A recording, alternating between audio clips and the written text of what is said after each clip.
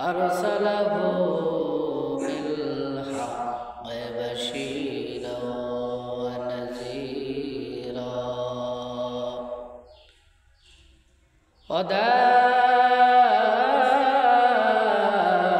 وداعيا إلى الله بإذنه وسراجا منيرا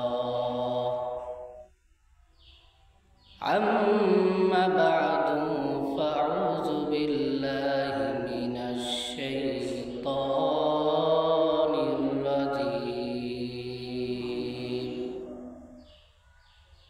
بسم الله الرحمن الرحيم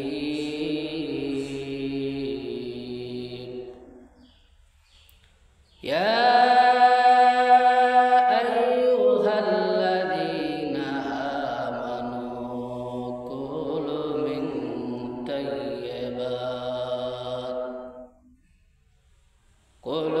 من طيبات ما رزقناكم واشكروا لله إن كنتم إياه تعبدون.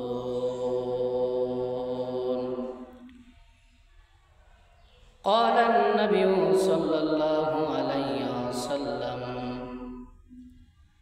أن عبد الله بن رضي الله تعالى عنه قال قال رسول الله صلى الله عليه وسلم طلب الكسب حلال فريضة بعد الفريضة رواه البيهقي. أو قال النبي صلى الله عليه وسلم عن أبي دردة رضي الله تعالى عنه قال قال رسول الله صلى الله عليه وسلم حرم الله ما أحل الله في كتابه فهو حلال وما حرم فهو حرام. يا أيها الذين آمنوا صلوا عليه وسلموا تسليما. اللهم صل على سيدنا مولانا محمد وعلى آل سيدنا مولانا محمد. اللهم صل على سيدنا مولانا محمد وعلى آل سيدنا مولانا محمد. এই দুনিয়া থাকবে ঠিকই, আমরা একদিন থাকব না। সবাই যেদিন বইলা যাবে, নবী গো আপনি বইলেন না। আল্লাহুম্মা সাল্লি আলা সাইয়্যিদিনা মাওলানা মুহাম্মদ ওয়া আলা আলি সাইয়্যিদিনা মাওলানা মুহাম্মদ। চিন্তা করে দেখো রে মন, চিন্তা করে দেখো রে মন, রাতের গভীর নিশীতে বিদায় বেলায় বান্ধব নাই রে, কে যাবে তোর সাথে দে। আল্লাহুম্মা সাল্লি আলা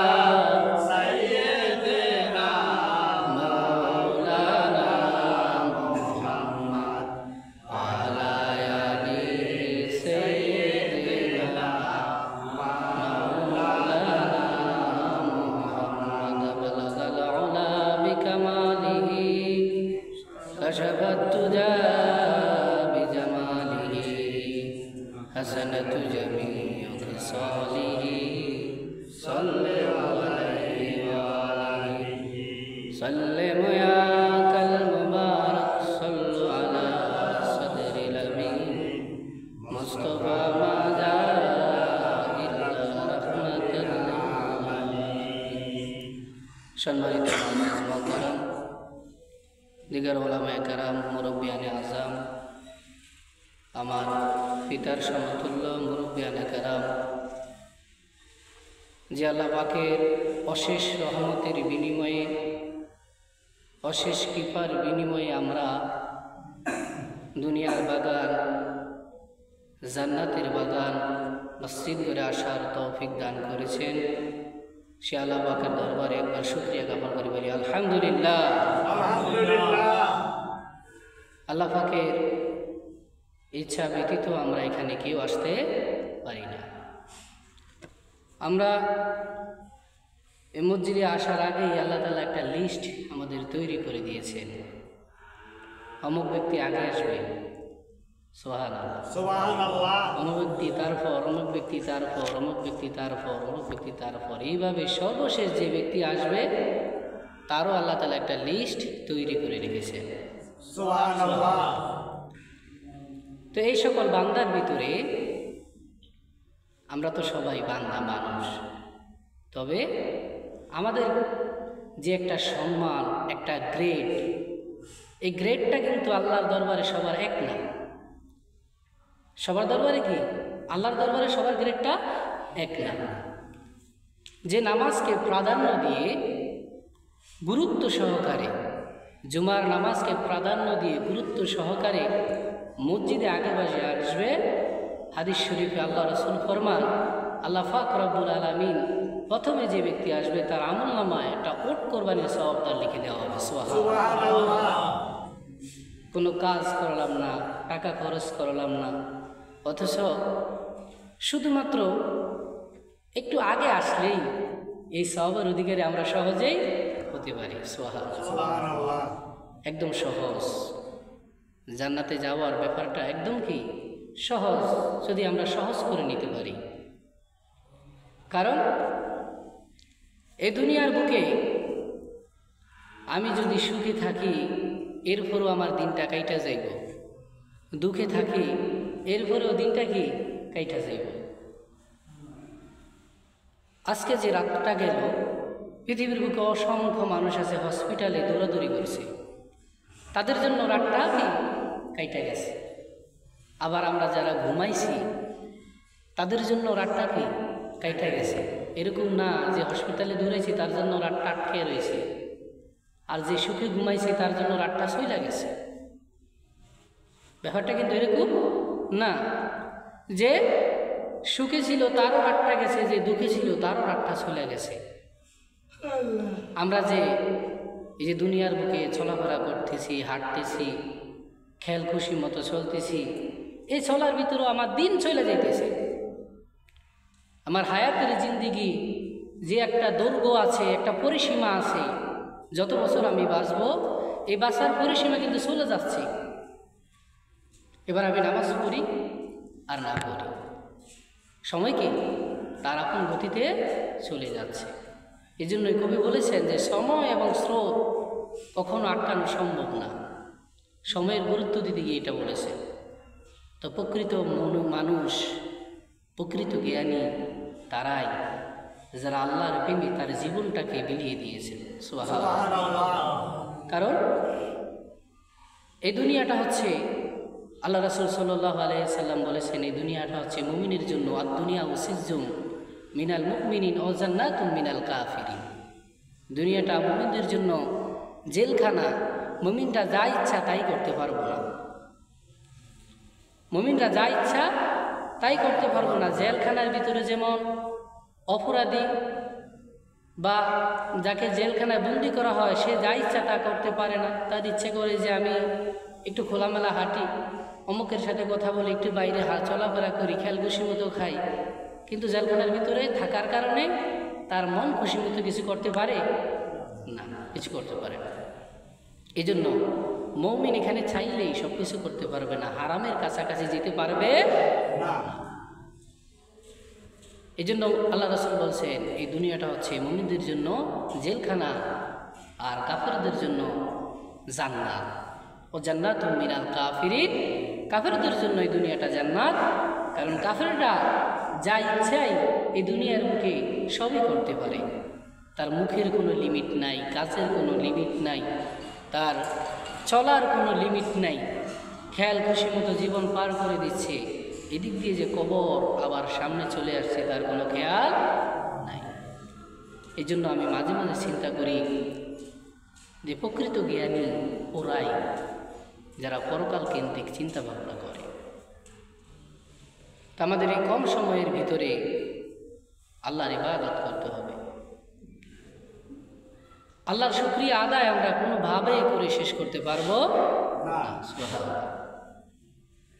আল্লাহ পাক রব্বুল আলামিন এই দুনিয়ার মানুষকে পৃথিবীর বুকে পাঠিয়েছেন উদ্দেশ্য মাত্র একটাই, ওমা খালাকাতুল জিন্না ওয়াল ইনসা ইল্লা লিয়াবুদুন। আল্লাহ পাক রব্বুল আলামিন বলেন, আমি মানুষদেরকে সৃষ্টি করেছি এবং জিন জাতিকে সৃষ্টি করেছি ইল্লা লিয়াবুদুন, শুধুমাত্র আমি আল্লাহ তাআলার ইবাদত করার জন্য। সুবহানাল্লাহ। এর মানে হচ্ছে আমরা যারা আল্লাহ তাআলার ইবাদত করতে পারি, করতেছি, করার আল্লাহ তাআলা সুযোগ করে দিয়েছেন, সত্যিকারের অর্থে আমরা বড়ই ভাগ্যবান, আমরা বড়ই ভাগ্যবান। হয়তোবা নামাজ পড়ার পরেও এই দুনিয়ায় দুঃখে থাকি, নামাজ পড়ার পরেও হয়তো এই দুনিয়ার ভিতরে আমি কষ্টে থাকি, কিন্তু মরার পরে আমি বুঝবো আমি নামাজ পড়েও কষ্টে থাকার কারণে কত বড় পুরস্কার আল্লাহ তাআলা আমাকে দিবেন। সুবহানাল্লাহ। ওয়া মা উমিরু ইল্লা লিয়াবুদুল্লাহ মুখলিসিনা লাহুদ্দিন। আল্লাহ পাক রব্বুল আলামিন বলেন, ওয়া মা উমিরু আমি আদেশ করলাম ইল্লা লিয়াবুদুন, বান্দাদেরকে শুধুমাত্র আমার ইবাদত করবে। কেন বান্দা আমার ইবাদত করবে? জাআলা লাহুম নি'মান কাসীরান ফিদ দুনিয়া লিইউবকা ফিল ইউসরি ওয়াস সুহুলাত। আমি বান্দাদেরকে জাআলা লাহুম নি'মান, অসংখ্য নেয়ামত এই জমিনের বুকে দান করেছি। কেন নেয়ামত দান করেছি? লিয়াবকা ফিদ দুনিয়া বিল ইউসরি ওয়াস সুহুলাত, বান্দা যেমন চলাফেরা করতে গেলে তার কোনো বাধা না থাকে, বান্দা যেমন সহজ স্বাচ্ছন্দ্যে তার জীবনটা কাটিয়ে দিতে পারে। এই জন্য আমি আল্লাহ পাক রব্বুল আলামিন বান্দাকে জাআলা লাহুম নি'মান কাসীরা, আল্লাহ পাক রব্বুল আলামিন এখানে কাসীরা শব্দটা ব্যবহার করেছে। নি'মাতুন কাসীরাতুন, নি'মাত অর্থ নি'মাত, কাসীরাতুন অর্থ মানে অনেক নিয়ামত। ওয়াশকুরু লিল্লাহ, বান্দা এগুলো খাবে আর আমি আল্লাহ তাআলার শুকরিয়া জ্ঞাপন করবে। আল্লাহ বলছেন আমি নিয়ামত দিয়েছি, বান্দা খাবে, ওয়াশকুরু লিল্লাহ, আমি আল্লাহ তাআলার শুকরিয়া আদায় করবে। আমরা মুসলমানরা একটা করি আরেকটা করি না। আমরা মুসলমানরা একটা করি আরেকটা করি না। ওই যে আল্লাহ বলছেন জাআলা লাহুম নি'মান কাসীরান, অসংখ্য নিয়ামত দিয়েছি, তোমরা খাইবা এবং আমি আল্লাহর শুকরিয়া জ্ঞাপন করবা। আমরা খাই কিন্তু শুকরিয়া জ্ঞাপন করি না। এই জন্য যে নিয়ামত খাওয়ার পরে শুকরিয়া যদি জ্ঞাপন না করি, এই নিয়ামতের হিসাব আল্লাহ তাআলার কাছে দিতে হবে। এই নিয়ামতের হিসাব দেওয়া ছাড়া আপনি কখনোই পার হতে পারবেন না। একবার চিন্তা করেন, আল্লাহ পাক রব্বুল আলামিন আমাদের 3.5 হাত দেহের ভিতরে যে অঙ্গ প্রত্যঙ্গগুলো দিয়েছেন, এই অঙ্গ প্রত্যঙ্গগুলোর কত দাম! আল্লাহু আকবার। একটা চোখ যদি কোনো ব্যক্তির না থাকে, সে বুঝে চোখের দাম কত। একটা চোখ কোনো ব্যক্তির লক্ষ লক্ষ টাকা আছে, কোটি কোটি টাকা আছে, কিন্তু চোখ নাই। অসংখ্য টাকা আছে, মনে করেন billion billion trillion dollar dollar টাকা আছে, খাওয়া খাদ্যের কোনো অভাব নাই, কিন্তু তার চোখের যদি আলো না থাকে, সে যদি পথের ফকির হইয়া থাকতো, চোখ দুইটা থাকতে সে নিজেকে অনেক দামি মনে করতো। সুবহানাল্লাহ। অথচ আল্লাহ তাআলা আমাদেরকে সস্তাভাবে দিয়েছেন, এই জন্য আমরা শুকরিয়া জ্ঞাপন করি না। সস্তায় তো দিছেন, যদি টাকা নিতেন তাইলে হয়তো বা আমাদের গুরুত্ব থাকতো। যে জিনিস সস্তা, এই সস্তা জিনিসের আমাদের গুরুত্ব খুবই কম থাকে। আল্লাহ চোখ দিয়া ক্ষান্ত থাকেন নাই। আল্লাহ পাক রব্বুল আলামিন এই চোখটাকে নিরাপদ রাখার জন্য আমাদের চোখের সামনে পাপড়ি দিয়ে দিলেন। শরীরের প্রত্যেকটা অঙ্গ প্রত্যঙ্গের বিভিন্ন বিভিন্ন কাজ আছে। আমি আপনি নাফরমান ইবাদত না করলেও কি হবে, আমার শরীরের অঙ্গ প্রত্যঙ্গকে আল্লাহ তাআলা যে দায়িত্ব দিয়েছেন, এই দায়িত্ব সে ঠিকঠাক মতো পালন করে। সুবহানাল্লাহ। আল্লাহ মোষকে বলে দিয়েছেন লম্বা হও, দাড়িকে বলে দিয়েছেন লম্বা হও, এই জন্য মোষ কাটা লাগে, দাড়িও লম্বা হয়। একই জাতীয় পশম ভুরুর ভিতরে আল্লাহ দিয়ে দিয়েছেন, ওকে বলেছেন তুমি স্টপ থাকবা, ও কিয়ামত পর্যন্ত স্টপ হয়ে রয়েছে। সুবহানাল্লাহ। কিন্তু আমি আপনি নাফরমান, বুঝ আছে জ্ঞান আছে, এরপরেও আল্লাহ তাআলার ইবাদত করি না, গাদ্দারি করি। এই গাদ্দারি একবার কবরে গেলে বাবা কিছুই থাকবো না, কবরের মাটির চাবে কোথায় গাদ্দারি চলে যাবে। আল্লাহ পাক এই জমিনে অসংখ্য মানুষ পাঠিয়েছেন, জুলুম মানুষের উপর তারা করেছেন, কিন্তু শেষ পর্যন্ত কেউ টিকে থাকতে পারে না।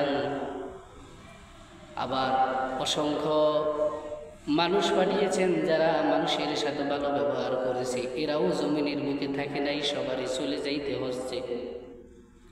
মূল কথা হলো আপনি ভালো করেন আর খারাপ কাজ করেন, আপনাকে আমাকে চলে যেতেই হবে।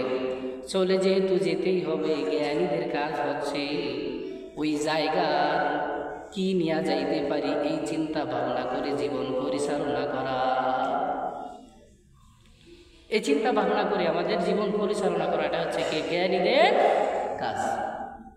কারণ ওইখানে আমার যাইতেই হবে, কবরে আমার কি যাইতেই হবে, মাপ নাই।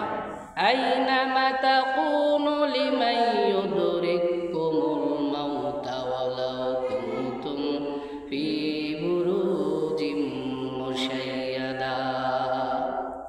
আল্লাহ পাক রব্বুল আলামিন বলেন, তোমরা যেখানে থাকো না কেন, মৃত্যু তোমাদের সাথে মোলাকাত করবে। লিমান ইউদরিকুমুল মাউতা ওয়ালাউ কুনতুম ফি বুরুজিম মুশাইয়াদা। যদি তুমি সীসা ডালা পাচিরি দিয়াও ঘর বান্ধায় রাখো, এরপরেও মৃত্যু তোমার কাছে যাইবে, এরপরেও মৃত্যু তোমার কাছে যাইবে। মৃত্যুকে কখনো কোনোভাবে আটকায় রাখা যাবে না, ঠিক কিনা বলো? মৃত্যুকে আটকে রাখা যাবে? কোনোভাবেই আটকে রাখা যাবে না। এই জন্য যেহেতু দুনিয়া পরিচালনা করতেই হবে, তাহলে আমাদের দুনিয়াটা পরকাল কেন্দ্রিক পরিচালনা করা দরকার। তাহলে বলতেছিলাম আল্লাহ তাআলা আমাদের শরীরের ভিতরে যে নেয়ামতগুলো দান করেছেন, এক নম্বর নেয়ামত হচ্ছে চোখ। এই চোখ যাদের নাই তারা বুঝে চোখটা কত বড় দামি। আল্লাহ কত মায়া করে সৃষ্টি করেছেন বান্দাকে, এই চোখটা যেন কোনোভাবে নষ্ট না হয়, আল্লাহ কয়েকটা সেফটি এই চোখের ভিতরে দিয়ে দিয়েছেন। এক নম্বরে আল্লাহ তাআলা পাপড়ি দিয়ে দিয়েছেন, এটা অনবরত আপনি চাইলেও এটা এভাবে পলক মারবে, না চাইলেও এটা পলক মারবে, এভাবে জাপটা দিবে। চিন্তা করে দেখছেন এই যে চোখের যে পাপড়িগুলো, আমি চাইলেও এটা এভাবে ঝাপটা দেয়, না চাইলেও এটা কি অটোমেটিক ঝাপটা দিতে থাকে। বিজ্ঞান কি বলে? বিজ্ঞান বলে পৃথিবীর বুকে অসংখ্য ধূলি বালিকণা উড়তে থাকে, এগুলো চোখে আইসা পইরা চোখ নষ্ট হওয়ার সম্ভাবনা থাকে। যখন এই পাপড়িটা উঠানামা করে এই ময়লাটা অটোমেটিক কাইটা যায়, চোখের ভিতরে যাওয়ার আর সুযোগ থাকে না। সুবহানাল্লাহ। আল্লাহ অটোমেটিক এটাকে চেক করে দিয়েছেন, আমি চাইলেও এটা এভাবে পলক মারবে, না চাইলেও এটা এভাবে পলক মারবে। সুবহানাল্লাহ।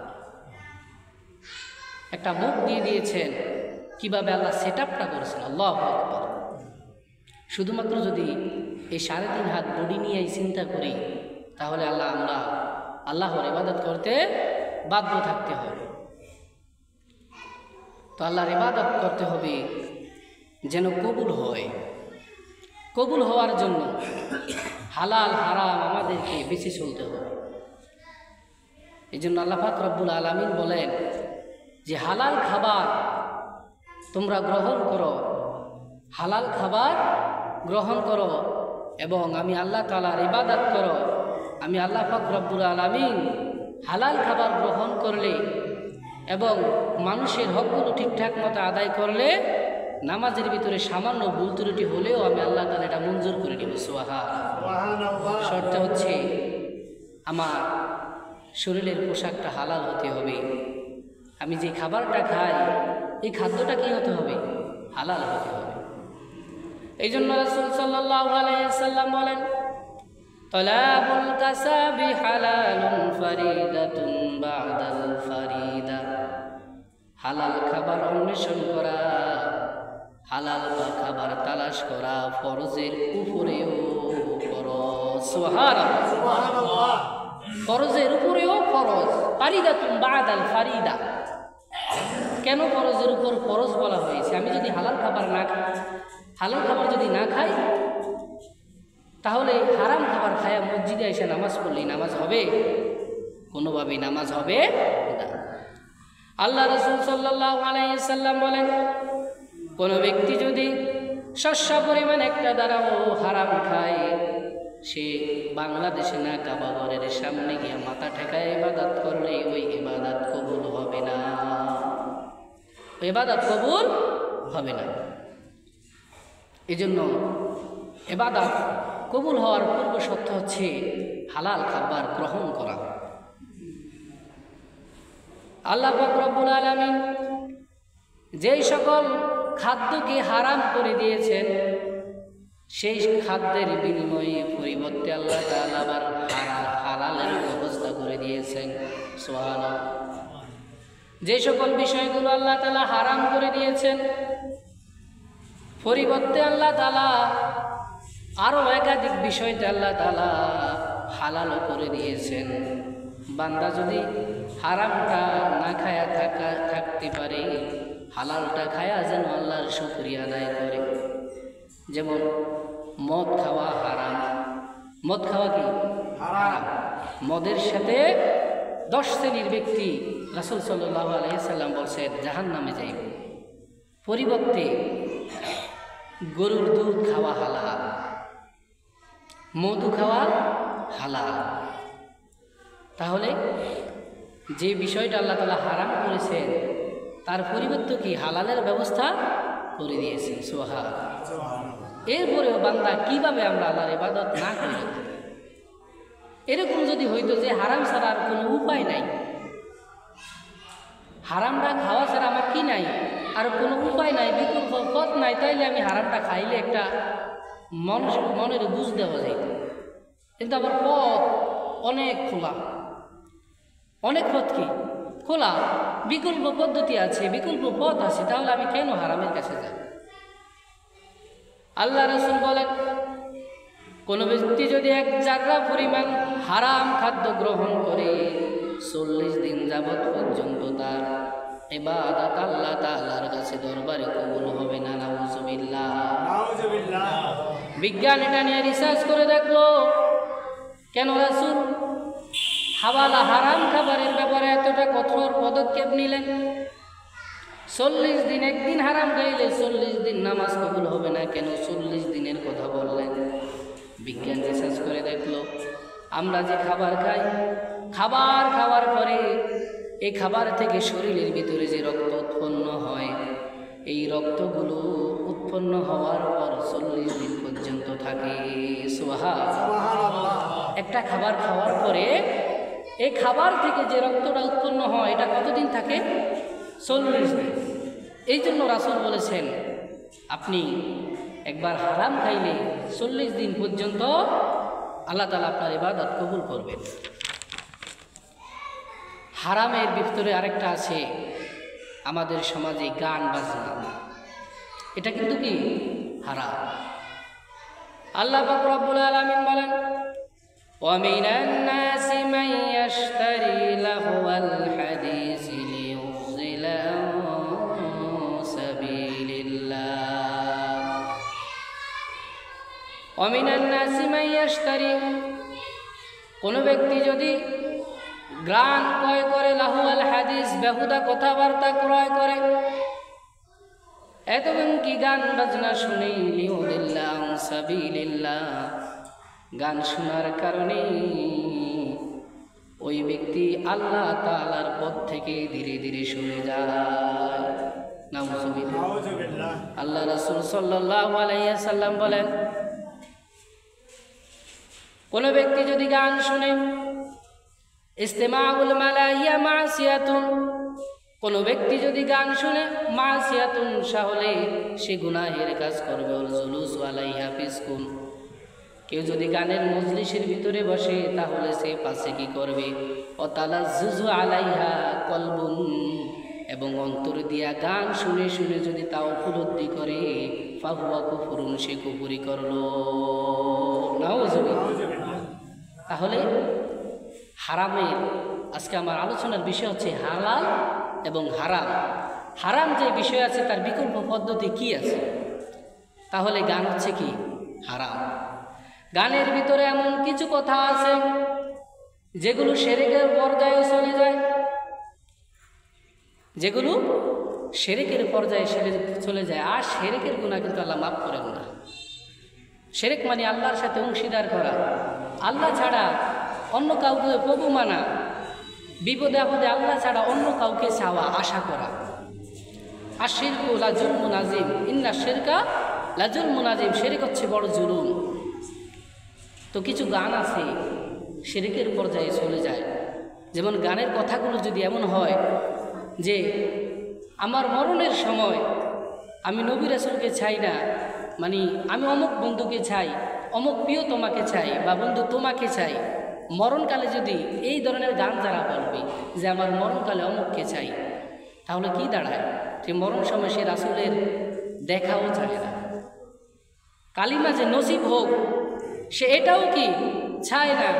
মানুষের একজন ইমানদারের তামান্না থাকবে জীবনে মরণে সদা সর্বদা আমার অন্তরের ভিতরে তামান্না থাকবে যেন সবসময় আল্লাহ আমার সাথে থাকে। আর জীবনের কঠিন মুহূর্তে সে যদি চায় অন্য কাউকে, দুনিয়ার কোনো মানুষকে, তাহলে তার এটা কুফরি হয়ে যাবে। কি হয়ে যাবে? কুফরি হয়ে যাবে। এই জন্য রাসূল সাল্লাল্লাহু আলাইহি ওয়াসাল্লাম বলেন কোনো ব্যক্তি যদি মনোযোগ দিয়া গান শুনে এবং সেটা অন্তর উপলব্ধি করে, গান শুনলে চোখের পানি পালায়, আছে না আমাদের সমাজে? এই গান মানুষকে লিয়ুযিলা আন সাবিলিল্লাহ, আল্লাহ তাআলার পথ থেকে ধীরে ধীরে সরায়া নেয়, ধীরে ধীরে সরায়া নেয়। কেমনে সরায়া নেয়? কোনো ব্যক্তি যদি নফল নামাজকে ইনকার করে, একদিন সে সুন্নত ছেড়ে দিবে। কোনো ব্যক্তি যদি সুন্নত নামাজকে হেলায় বেলায় কাটাইয়া দেয়, সুন্নত পড়লে পড়লো, না পড়লে নাই, একদিন সে ফরজ নামাজকে তরক করবে। আর কেউ যদি ফরজ নামাজ তরক করে, আল্লাহ রাসূল বলেন মান সালাতা তারাকা মুতাআম্মিদান ফাকাদ কাফারা, আর যে ব্যক্তি ইচ্ছাকৃতভাবে নামাজ তরক করবে সে আর মুসলমান থাকে না। ফাকাদ কাফারা, ফাকাদ কাফারা, সে কাফের হয়ে যায়। বলে নাউযুবিল্লাহ, কাফের হয়ে যায়। কি হয়ে যায়? কাফের। সহিহ হাদিস বুখারী শরীফের একদম স্পষ্ট। এই হাদিসের ভিতরে যত ওলামায়ে কেরাম আছে, যত তাফসীর বিদ্বান আছে, কোনো আলেম ওলামা এর বিরোধিতা করে না। মুসলমান এবং হিন্দু, মুসলমান এবং বেদিন খ্রিস্টানদের মধ্যে পার্থক্য শুধু সালাত, সালাত, সালাত। পার্থক্য কি? নামাজ। তো বলতেছিলাম কেউ গান শুনলে তার মনের ভিতরে তার কলবটা শক্ত হয়ে যায়। শক্ত হওয়ার কারণে সে আর নামাজ পড়ে না, নামাজ রোজার ধারে কাছেও যায় না। যদিও সামাজিকতার নামাজ আদায় করে, শুক্রবারের নামাজ, যদিও সামাজিকতার নামাজ আদায় করে, মাগরিবের নামাজ, এছাড়া তাদেরকে আর দেখা যায় না।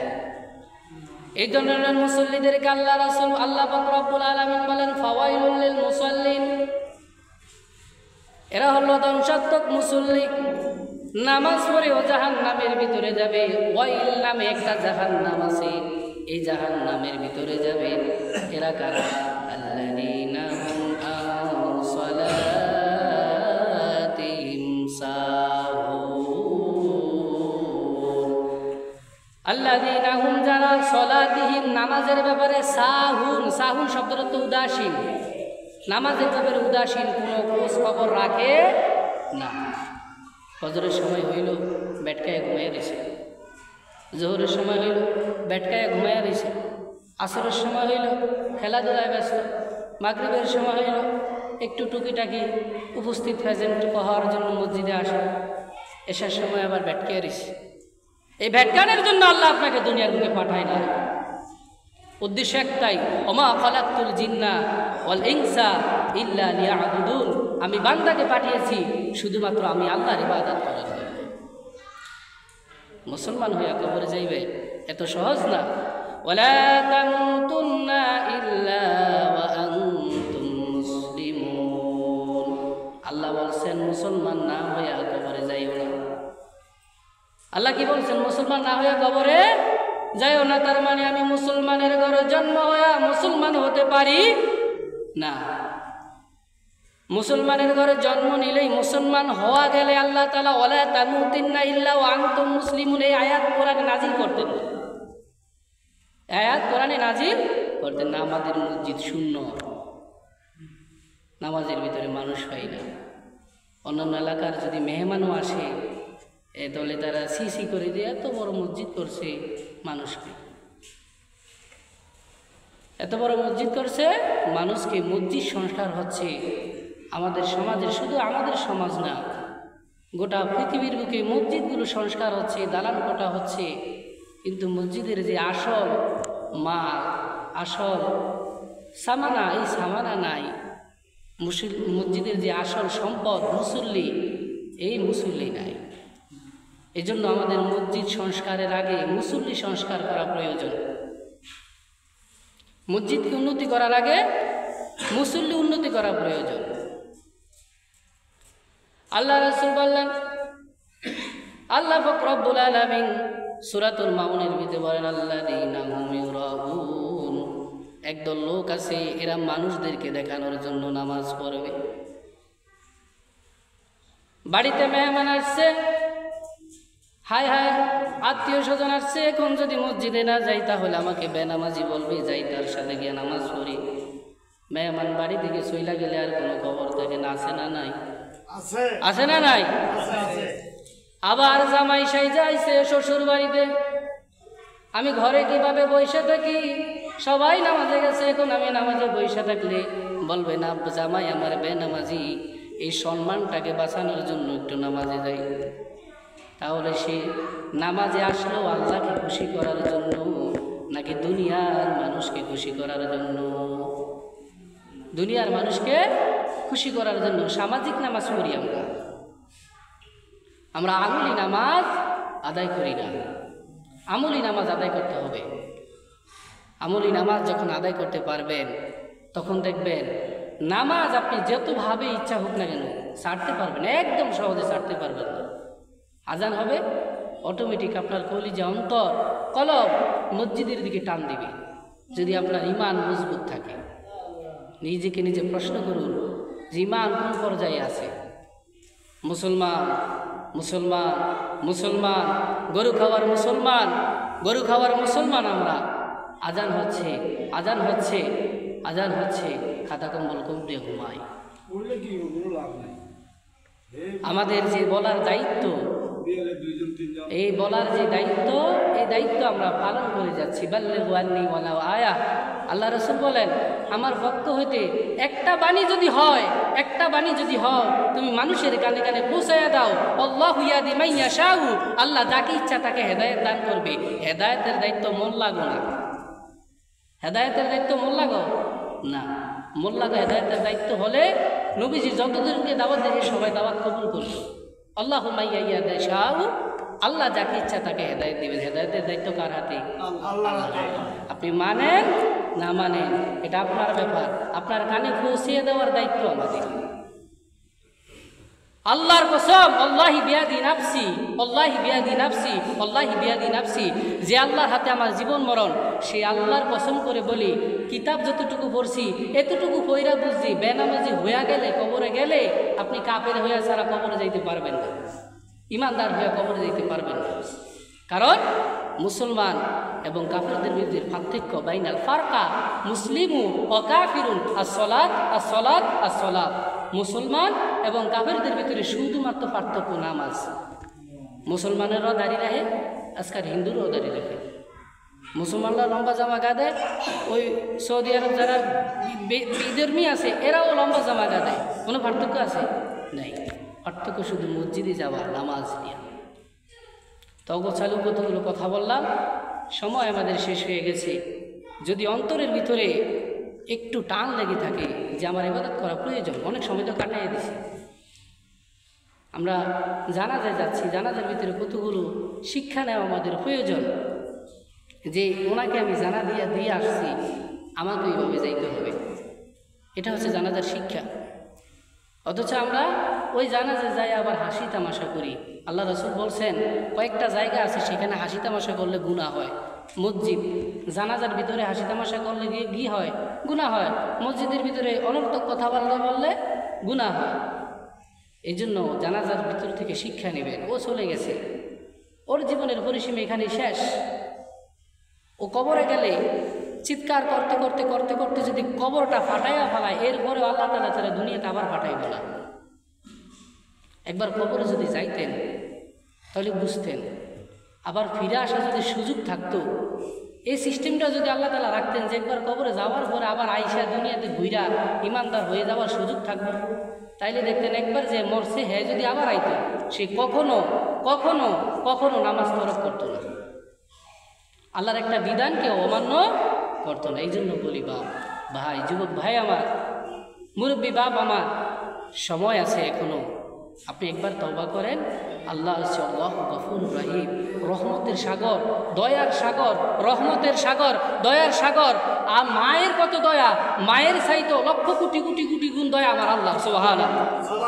একবার খালি তওবা করবেন, আল্লাহু গফুরুর রহিম, আল্লাহ পাক রব্বুল আলামিনের কাছে একবার যদি তওবা করেন, তওবাটা যদি তওবার মধ্যে হয়, আল্লাহ আমি অনেক নামাজ কাজা করেছি আর নামাজ কাজা করব না, আল্লাহ অনেক নামাজ ছেড়ে দিয়েছি, আপনার আদেশ অনেক অমান্য করেছি, আল্লাহ আমি আর করব না। 2 ফোঁটা চোখের পানি আসার আগে, বিজ্ঞান বলে, রাসূল বলে, চোখের পানি মাটিতে পড়ার পূর্বে যদি চোখ দিয়া চোখের পানি পাড়ার আগে এই জায়গায় একটু গরম হয়, তারপরে চোখের পানি আসে।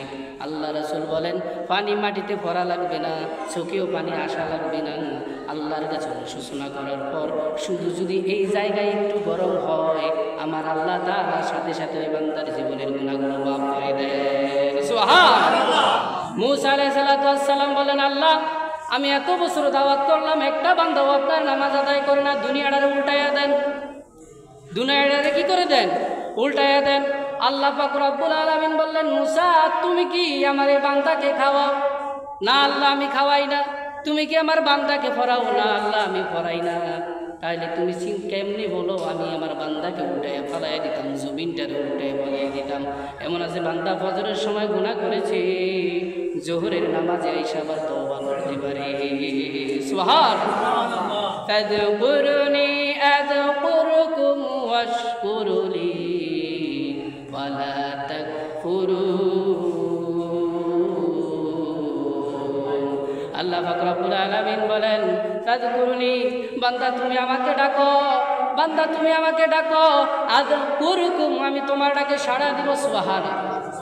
স্বয়ং মালিক বলতেছে আমারে ডাক, আমারে ডাক, আমি তোর ডাকে সাড়া দিব। মালিকের ডাকে আমি এখনো কর্ণপাত করি না। আজান হচ্ছে, আজান হচ্ছে, আজান আমার কানে দিচ্ছে। আজানের মানে কি? আল্লাহু আকবার, আল্লাহু আকবার, আল্লাহ বড়, আশহাদু আল্লা ইলাহা ইল্লাল্লাহ, আমি সাক্ষ্য দিছি আল্লাহ ছাড়া কোনো মাবুদ নাই, আল্লাহ ছাড়া কোনো মাবুদ নাই, এটা আমার কানে যায়, কিন্তু আল্লাহর ইবাদত করতে মসজিদে আসি না। কিন্তু আল্লাহ নামাজ পড়তে মসজিদে আসি না। এই জন্য আমাদেরকে বা সময় থাকতে আখের গোছাইতে হবে। সময় থাকতে কি করতে হবে? আখের গোছাইতে হবে। আল্লাহ পাক রব্বুল আলামিন যেন আমাদেরকে বুঝার তৌফিক দান করে, সবাইকে হেদায়েত দান করে, বলি আমিন। ও আখির দাওয়ানা আলহামদুলিল্লাহি রাব্বিল আলামিন। যারা সুন্নত পড়েননি সুন্নত পড়ে নিন।